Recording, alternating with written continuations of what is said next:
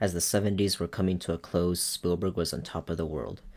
He made the highest grossing film of its time, then created what many considered a new sci-fi classic, earning him an Oscar nomination for Best Director. With two surefire hits, surely nothing could possibly bring him down. Oh, yes, his last film of the 70s, and it's not one that many people speak of with great kindness, or even speak of in general. My first exposure to this movie was reading on the creation on Ready Player One, and how Ernest Cline suspected that Spielberg was reluctant to include references to his own films because he did exactly that in 1941.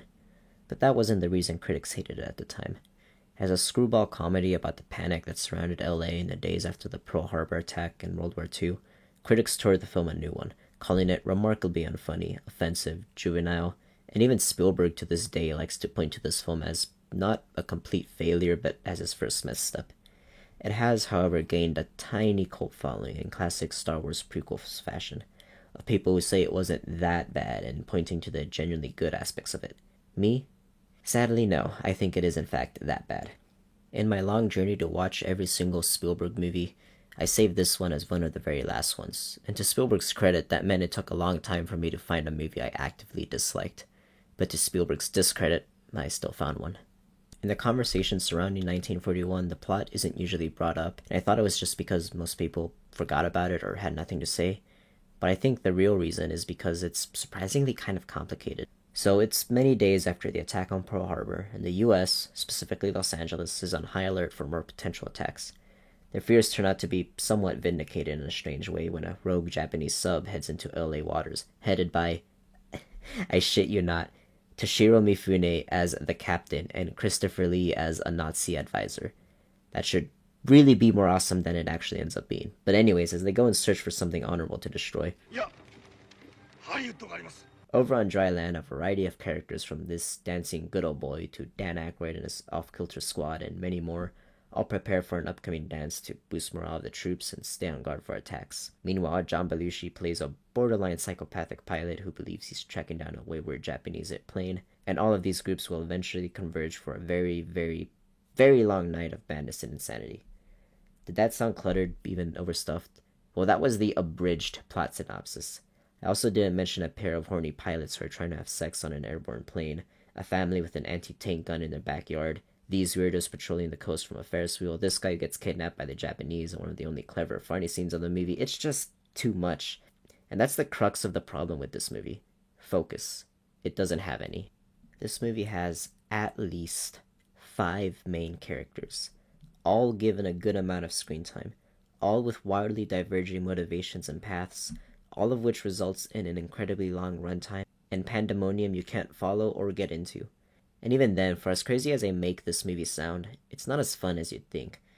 Because we're constantly flip-flopping between 10 different storylines, because we're never given time to connect to any single one, the madness on screen just becomes tiring, especially as the movie drags on. I remember thinking the film was about to enter its third act, and I checked the time, and we were only halfway through.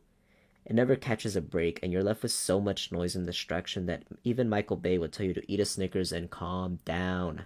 If there is a positive to this movie, it's that because the plot is so flimsy and it has no idea what it's trying to do at any moment, it means you can skip to any individual scene and still get the gist.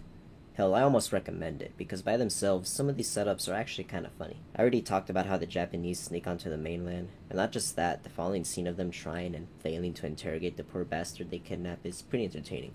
In fact, most of the scenes involving them are really good. I kinda wish the movie was focused entirely around them, and not just because Toshiro goddamn Mifune and Christopher fucking Lee. And there is something to the 2 horny pilots that can only have sex while airborne and the misunderstanding it creates. But taken as a whole piece, it's like someone mixing a pizza, a cheeseburger, and fried chicken all in one.